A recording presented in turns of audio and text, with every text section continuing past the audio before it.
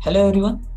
In the previous video, we have discussed about D and L configuration, okay, and how it is different from small d and small l configuration, okay, और small d and small l isomers.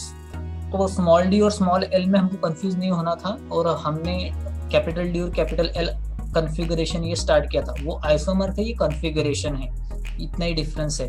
Okay, तो मैंने आपको last lecture में ये बोला भी था कि डी एंड एल कॉन्फ़िगरेशन होते क्या है। तो अभी हम मैं स्क्रीन शेयर करूँगा और आपको ये बताऊँगा कि ये एग्जांपल्स कैसे होते। लास्ट वीडियो में हम जो रुके थे वो ग्लूकोज के एग्जाम्पल पे रुके थे। ओके, वो ग्लूकोज के एग्जाम्पल पे रुके थे हम। तो ग्लूकोज का एग्जाम्पल अगर हमको देखना होगा तो वहाँ पे 4 असिमेट्रिक कार्बन है, 1 2 3 एंड 4। ओके, तो यहाँ पर हम अगर ग्लूकोज के एग्जाम्पल में रुके थे तो यहाँ पर था OH, यहाँ पर था H, यहाँ पर था OH, यहाँ पर था OH। ओके, तो और यहाँ पर H रहेगा, यहाँ पर H रहेगा, यहाँ पर रहेगा OH और यहाँ पर रहेगा H। ठीक है, यहाँ पर रहेगा CHO और यहाँ पर रहेगा CH2OH। तो कुछ इस टाइप में ये एग्जाम्पल था और इसको कहा गया था डी ग्लूकोज, इसको कहा गया था डी ग्लूकोज।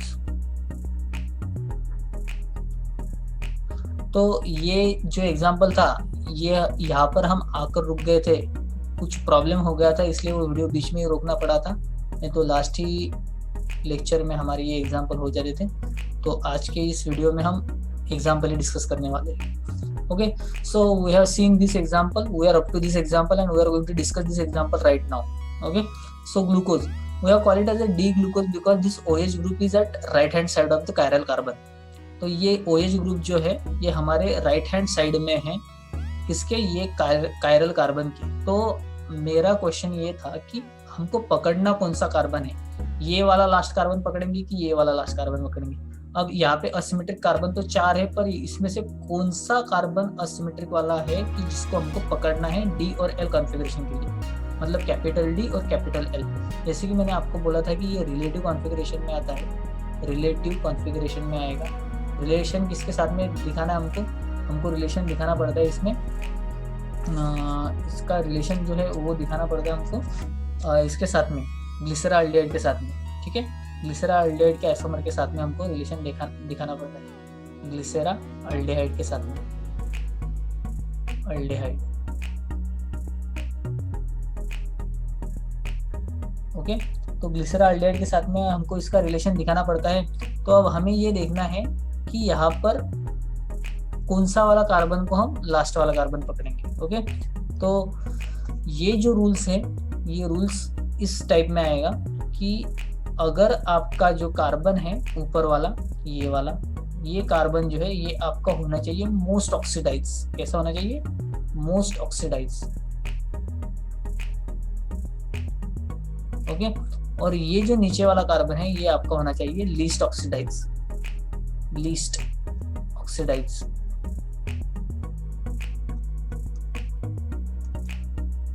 ये आपको ध्यान में रखना होगा।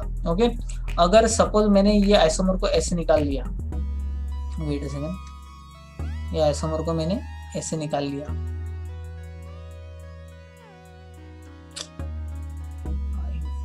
वेट, ये आइसोमर को मैंने कुछ इस टाइप में निकाल लिया सपोज। अब यहाँ पे रहे तुम्हारा 4 असिमेट्रिक कार्बन। ठीक है, इसको एक्सटेंड कर दिया मैंने। अब ये CHO अगर मैंने नीचे में लगा दिया, CHO अगर मैंने नीचे में लगा दिया और यहाँ पर ऊपर में CH2OH ये ग्रुप रख दिया और सेम ऐसे ही निकाल लिया। CHO के साइड में जो है वो OH है यहाँ पर, ठीक है, OH, ये H, यहाँ पर है OH, यहाँ पर है OH, यहाँ पर रहेगा H, यहाँ पर रहेगा H, यहाँ पर रहेगा OH और यहाँ पर रहेगा H। अब ये ऐसा अगर कर दिया मैंने तो ये वाला कार्बन नहीं पकड़ना है आपको। ठीक है, ये वाला कार्बन नहीं पकड़ना है, ये ग्रुप जो है इसको पूरा का पूरा उल्टा करना पड़ेगा, तब जाके आपको इस टाइप में ये ग्रुप मिलेगा। कैसा? ये ग्रुप जब आप इसको इन्वर्ट करोगे, इन्वर्ट माने ऐसे पलट दोगे, तो आपको जो ग्रुप मिलेगा वो ये रहेगा। ठीक है, तो यहाँ पर जो रहेगा आपको ऊपर में मोस्ट ऑक्सीडाइज कार्बन लगाना है, मोस्ट ऑक्सीडाइज कार्बन। जैसे कि अब CH2OH और CHO, इसमें से ऑक्सीडाइज कार्बन कौन सा रहेगा, तो वो रहेगा CHO। ठीक है, क्यों रहेगा CHO? अब उसका रीजन अगर आपको देखना होगा तो सिंपल सी बात है, जहाँ पे ज्यादा ऑक्सीजन रहेंगे वो रहेगा आपका मोस्ट ऑक्सीडाइज ग्रुप। ओके, तो जहाँ पर ज्यादा ये रहेंगे वो रहेगा आपका मोस्ट ऑक्सीडाइज। तो C डबल बॉन्ड OH ये रहेगा आपका most oxidise instead of CH2OH। ठीक है, इसके कंपैरिजन में ये वाला ग्रुप ज्यादा ऑक्सीडाइज है। ठीक है, और CHO के कंपैरिजन से भी ज्यादा ऑक्सीडाइज कौन सा रहता है, C डबल बॉन्ड OH, ये वाला ज्यादा ऑक्सीडाइज है। यहाँ पे तो मैक्सिमम नंबर ऑफ ऑक्सीजन है इसलिए ये ज्यादा ऑक्सीडाइज है। यहाँ पर ये क्यों ऑक्सीडाइज है, क्योंकि यहाँ पे डबल बॉन्ड में O है। ठीक है, यहाँ पे डबल बॉन्ड में O है इसलिए ये, तो सबसे ज्यादा ऑक्सीडाइज एसिड, उसके बाद में अल्डिहाइड, उसके बाद में ये। ओके, तो अब आपने जब ऐसा रख दिया इसको, मोस्ट ऑक्सीडाइज कार्बन जो रहेगा वो ऊपर की ओर रहेगा और नीचे में जो रहेगा वो लीस्ट ऑक्सीडाइज कार्बन रहेगा। तो जब ऐसा स्ट्रक्चर हमने निकाल लिया है तो उस स्ट्रक्चर का जो लास्ट वाला कायरल कार्बन होगा वहां पे अगर हायर प्रायोरिटी ग्रुप, ये कौन सा है, यहाँ पर प्रायोरिटी अगर देंगे हम तो इसका मॉलिक्यूलर वेट ज्यादा है तो इसको देंगे 1, इसको देंगे 2। तो हायर प्रायोरिटी ग्रुप जो होगा जैसे कि OH, ये OH जो है ये राइट हैंड साइड में है। ये कौन सी साइड है, राइट हैंड साइड, राइट में है। तो जब ये राइट में रहेगा तो उसको हम कहते हैं डी आइसोमर। तो इसलिए ये जो आइसोमर है ये कौन सा है, डी ग्लूकोज। तो अब मैंने अगर आपको कहा कि इसका L आइसोमर निकालो तो वो L आइसोमर आपको निकाल जाएगा।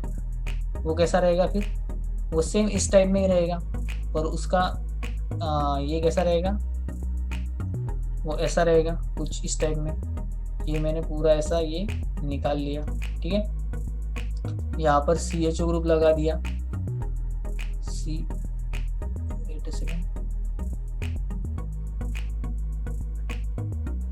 यहाँ पर मैंने CHO ग्रुप लगा दिया, CHO। यहाँ पर मैं 4 कायरल कार्बन निकाल लूंगा, 1 2 3 4, ये 4 कार्बन निकाल लिए। ठीक है, यहाँ पर लगा दूंगा मैं, मतलब इसका अगर तुमको मिरर इमेज लिया हमने तो ये क्या आएगा हमारा, OH H OH, और ये रहेगा तुम्हारा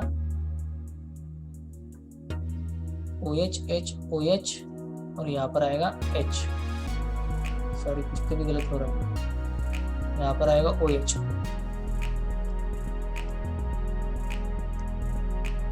यहाँ पर आएगा हमारा OH। इसका मिरर इमेज अगर मैं ले लूं OH। ठीक है, तो OH OH H OH, और यहाँ पर क्या रहेगा फिर तुम्हारा, इस साइड में जो रहेगा वो ग्रुप वो कैसे रहेंगे, इस टाइप में। यहाँ पर रहेगा H, यहाँ पर रहेगा OH, यहाँ पर रहेगा H, यहाँ पर रहेगा H, और यहाँ पर रहेगा CH2OH। अब ये ऐसा बन गया। ठीक है, तो यहाँ पर जो है ये सब कार्बन कैसे हो गए फिर तुम्हारे, ये वाले ये कायरल कार्बन हो गए। ये कायरल कार्बन है, ये भी कायरल कार्बन है। ठीक है, ये भी कायरल कार्बन है और ये भी कायरल कार्बन है। तो इसमें से कौन सा पकड़ना होगा, जब आप ये ऊपर में मोस्ट ऑक्सीडाइज रखोगे, मोस्ट ऑक्सीडाइज, और नीचे में लीस्ट ऑक्सीडाइज, ऐसे ग्रुप रखने के बाद जो नीचे वाला कार्बन होगा कायरल कार्बन, यानी कि ये, तो यही देखना होगा हमको। तो ये जब हम देखेंगे तो यहाँ पर OH कौन सी साइड में है, तो OH है हमारे लेफ्ट हैंड साइड में, जैसे कि ये साइड में। ठीक है, तो लेफ्ट साइड में है, लेफ्ट हैंड साइड में, तो इसको हम कहेंगे L ग्लूकोज।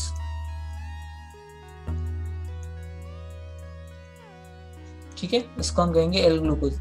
अगर ये मिरर इमेज रहेगा तब, अगर ये मिरर इमेज नहीं रहा, ये OH इधर के साइड में है, ये H इधर के साइड में है, OH भी इधर के साइड में, सिर्फ ये लास्ट वाला कार्बन, ये वाला कार्बन, ये वाला, ठीक है, सिर्फ ये वाला कार्बन भी अगर हमने रोटेट कर दिया तो हमको D और L आइसोमर मिलेंगे।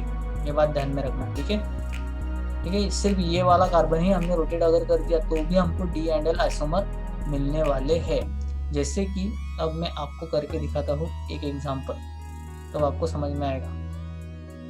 जैसे कि अब यहाँ पर मैंने ये ले लिया, यहाँ पर डाल लिया मैंने एक कार्बन, दूसरा कार्बन, तीसरा कार्बन और चौथा कार्बन।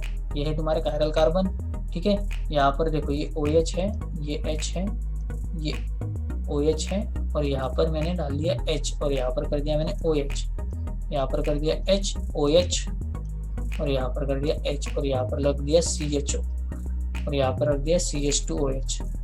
अब हमें अगर बताना है कि ये कौन सा आइसोमर है, तो ये भी C6H12 ही है। तो अगर ये और ये देखोगे तो ये मिरर इमेज नहीं है, ठीक है, ये मिरर इमेज नहीं है। देखो ये OH इस साइड में है, ये OH इस साइड में है, यहाँ पे भी OH इस साइड में है, ये H है, इसके बाद में H है, ये OH है, ये OH है। ये एक्चुअल में है क्या, तो ये डायस्टेरियोमर है, ये नॉन मिरर इमेजेस है। पर ये आइसोमर भी ग्लूकोज का ही है, और ये आइसोमर रहेगा तुम्हारा L आइसोमर। ये कौन सा आइसोमर रहेगा, L आइसोमर। तो देखो यहाँ पर मिरर इमेज लिया तो ये दोनों इनैंशियोमर मिले तुमको, ठीक है, ये इनैंशियोमर मिले। अब यहाँ पे भी ये ग्लूकोज का ही आइसोमर है, पर यहाँ पर सिर्फ मैंने क्या कर दिया, ये लास्ट वाला जो कार्बन था ये चेंज कर दिया। ये लास्ट वाला जो कार्बन था यहाँ पे, ये वाला, इसको मैंने चेंज कर दिया, ये वाले कार्बन को सिर्फ मैंने इसको ऐसे फ्लिप कर दिया। तो वो उसने क्या किया, फिर तुम्हारा एक कैपिटल D और कैपिटल L में चेंज कर दिया। ये जो कॉन्फ़िगरेशन था ये D था, तो ये बन गया L। देखा जाए तो ये डायस्टेरियोमर है एक दूसरे पे, okay. These are diastereomer, this structure and this structure. Structure 1, इसको मैं कह देता हूँ 1, वेट अ सेकंड, मैं अलग कर देता हूँ, इसको मैं कह देता हूँ 1 पहला स्ट्रक्चर, ठीक है, ये 1, ये है 2, ओके, और ये वाला जो है थर्ड वाला। तो अगर आपको रिलेशन अगर लगाना है तो 1 एंड 2 ये दोनों जो है, ये आपके ये 1 और ये वाला 2, ये क्या है आपके enantiomer. Why, because these are mirror images of each other, okay. But 1 and 3 ये क्या है, 1 एंड 3 ये क्या है आपके डायस्टेरियोमर, because these are non mirror images, these are non superimposable mirror images. Structure 1 and 2 are non superimposable mirror images, whereas structure 1 and 3 are non mirror images. non mirror image अगर रहेंगी तो वो डायस्टेरियोमर रहेगा। तो ये डायस्टेरियोमर हो गए, ठीक है। तो डायस्टेरियोमर तो हो ही गए, उसके बाद में इसका कॉन्फ़िगरेशन भी चेंज हो गया। एक रहेगा D तो दूसरा रहेगा L। ये है D तो ये है L, ठीक है, ये वाला L, और ये है D तो ये वाला है L। तो ये L और L में कॉन्फ़िगरेशन क्या है, ये भी दो एक दूसरे के स्ट्रक्चर 2 एंड 3 also are डायस्टेरियोमर, ये डायस्टेरियोमर रहेगा,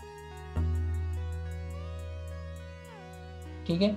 आप लोगों को इधर तक समझ में आ गया होगा, ऐसा मैं समझ लेता हूँ, ओके। अगर नहीं आया होगा तो आप कमेंट सेक्शन में मुझे बोल ही सकते हो। तो अब ऐसे एग्जांपल हम कुछ और डिस्कस करने वाले हैं, ठीक है, तो आपको ये थोड़ा आसानी हो जाएगी कैसे पहचानना है, ठीक है। तो यहाँ पर ये एग्जांपल हो गया। अब नेक्स्ट एग्जांपल में हम जाएंगे। Let me erase everything that I have written over this whiteboard. Then we are going to shift toward the next problem. The next problem is sucrose. I think we are going to discuss sucrose. Okay, fructose. इसका जो isomer रहेगा वो fructose का हम discuss करेंगे एक और। अब ये जो है ये दोनों एक दूसरे का आइसोमर ही है, ग्लूकोज और फ्रुक्टोज, और वहाँ पर कार्बन जो होता है वो ऑक्सीडाइज होता है, ठीक है। ये सारा का सारा आपको नेक्स्ट सेमेस्टर में आने ही वाला है, ठीक है। तब हम बहुत अच्छे से पढ़ेंगे कार्बोहाइड्रेट्स में ये सब आएगा, ओके। तो क्या है वो एग्जाम्पल, यहाँ पर अगर हम वो एग्जाम्पल देखेंगे तो वो रहता है CH2OH, ये ऐसा, ठीक है। उसके बाद में यहाँ पर आपको एक कार्बन आएगा, इसके ऊपर डबल बॉन्ड लगा हुआ रहेगा, और उसके बाद में यहाँ पर कायरल कार्बन की लाइन रहेगी 1 2 3, यहाँ पर भी 4 कार्बन रहेंगे, ठीक है। एक रहेगा OH, यहाँ पर रहेगा H, यहाँ पर रहेगा OH, यहाँ पर रहेगा OH, यहाँ पर रहेगा H, यहाँ पर रहेगा H, और ये रहेगा CH2OH। तो ये कौन सा आइसोमर ये हमको बताना। तो पहले देखो कि ये CH2OH, हाँ ये नीचे है, और ऊपर में क्या है, ये ऊपर में भी CH2OH है, तो सर अब यहाँ पे मोस्ट ऑक्सीडाइज कौन सा है, तो ये दोनों तो कंपटीशन वाले हो गए, ठीक है, नीचे नीचे। अब दोनों सेम है, ये भी सेम है, ठीक है, और ये भी सेम है, ये सेम हो गए, ठीक है, तो सेम ग्रुप है। पर ये अगर किसी मोस्ट ऑक्सीडाइज को अटैच होगा तो ये ऊपर में चला जाएगा, तो ये यहाँ पे कौन सा है, सेकंड वाला most oxidise, whereas most oxidise. और ये जो है ये कैसा है, लीस्ट ऑक्सीडाइज, ये वाला कायरल कार्बन ये कैसा है, लीस्ट। तो इसका मतलब क्या है कि ये ऊपर में होना चाहिए। तो हमको कैसे, लीस्ट ऑक्सीडाइज वाले कार्बन के पास में का जो कार्बन होता है, यानी लोअर कार्बन, सबसे लास्ट वाला कार्बन जो होगा लोअर कार्बन, उसको हमको देखना है, ठीक है। तो ये लास्ट वाले कार्बन में अब यहाँ पे कितने कायरल कार्बन है, 1 2 3 4, 1 2 3, ये है 3 कार्बन। ये कायरल नहीं है ये वाला कार्बन, क्योंकि यहाँ पे डबल ऑक्सीजन को वो बॉन्डेड है, और ये वाला भी, ये वाले भी कार्बन कायरल नहीं होंगे, ठीक है, ये वाले भी कायरल होंगे। तो यहाँ पर कितने, 1 2 3 4, ये, ठीक है। तो यहाँ पर अब हमें ये देखना है कि कौन सा वाला आइसोमर है। तो यहाँ पर ये OH जिस साइड में दिखेगा, अगर वो राइट में दिखता है तो ये कौन सा हो गया फिर, डी आइसोमर, और अगर लेफ्ट में दिखता है तो वो क्या हो गया फिर, एल आइसोमर। तो ये कौन सा है, डी फ्रुक्टोज, ये कौन सा है, डी फ्रुक्टोज। बस सिर्फ लास्ट वाला कार्बन देखना है, बाकी कुछ नहीं देखना है। सेम वैसे ही अगर मैंने और एक एग्जांपल लिया तो वो कौन सा लेंगे, हम एक एग्जांपल और ले लेते हैं, उसके बाद में आपके सारे कंसेप्ट क्लियर हो जाएंगे, ठीक है। तो यहाँ पर मैं एक और एग्जांपल लेता हूँ, ये है CHO,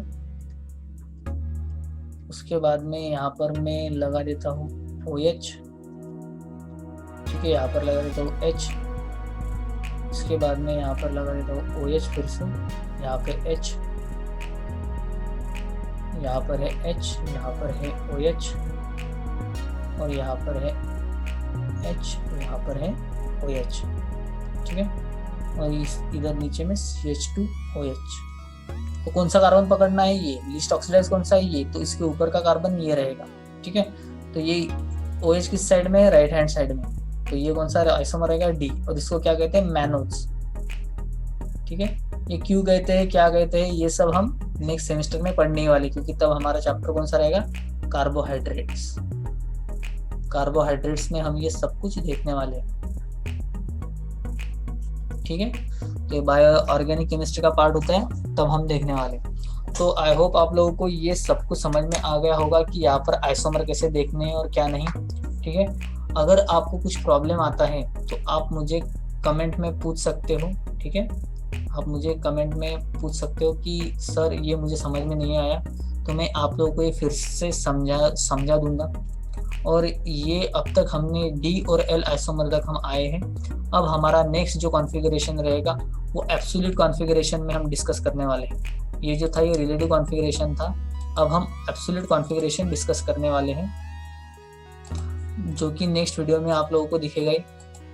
नेक्स्ट वीडियो में ये सब आपको मैं बताने ही वाला हूँ कि एब्सोल्यूट कॉन्फ़िगरेशन क्या होगा और क्या नहीं। तो लास्ट वाला वीडियो हमको कुछ टेक्निकल खराबी की वजह से वो स्टॉप करना पड़ा था बीच में ही, तो इसलिए वो ग्लूकोज पे आके रुक गया था। ये एग्जाम्पल लेने बहुत ज़रूरी थे क्योंकि ये नेक्स्ट सेमेस्टर में आप लोगों को जैसे के वैसे आएंगे, ठीक है। तो अब हम नेक्स्ट लेक्चर में जो देखने वाले हैं वो रहेगा हमारा एब्सोल्यूट कॉन्फ़िगरेशन, और वो हम ठीक से देखेंगे क्योंकि वो हर कॉम्पिटिटिव एग्जाम में पूछा जाता है। तो एब्सोल्यूट कॉन्फ़िगरेशन मतलब क्या है कि जो कॉन्फ़िगरेशन फिक्स रहेगा, एब्सोल्यूट कॉन्फ़िगरेशन, ठीक है। ये वाला हम देखने वाले हैं नेक्स्ट लेक्चर में, कॉन्फ़िगरेशन, ठीक है। तो ये एब्सोल्यूट कॉन्फ़िगरेशन में भी हम जो है वो देखने वाले हैं R and S। तो R and S, ठीक है, rictus and sinister, these are Latin words. ये हम नेक्स्ट लेक्चर में देखेंगे कि R किसको कहते हैं, S किसको कहते हैं, इसके कुछ रूल्स होते हैं। We are going to see the rules in the next video and some examples. After that we are going to see another video of examples only, जहाँ पे सिर्फ हम R और S के R and S ये configuration के हम सब वीडियो डिस्कस करेंगे कि किसका कॉन्फ़िगरेशन R आएगा, किसका S आएगा, ये सब हम स्टेप बाय स्टेप देखने वाले हैं। तो कल ये वीडियो मैं अपलोड कर दूंगा ओके। और आप लोगों को ये अगर नहीं समझ में आता हो तो आप मुझे कमेंट में पूछ सकते हो, ठीक है। यहाँ पर इसके ऊपर हम जो है इस ये होने के बाद में ये सैटरडे को, मतलब सैटरडे के दिन मैं आपको असाइनमेंट देने वाला हूँ। वो असाइनमेंट आप कंप्लीट करो और मुझे सबमिट करो हमारे क्लासरूम पे। अगर कुछ प्रॉब्लम आता है तो आप मुझे कमेंट सेक्शन में पूछ सकते हो। If you have any kind of problem you can share it with me and I am ready to answer you. Okay, I will be there to clear your doubt. तो ये video में बस इतना ही। अगर आपको अच्छा लगा हो तो like, comment and share and subscribe to my channel. Signing off, Dhananjay Kasar. Thank you.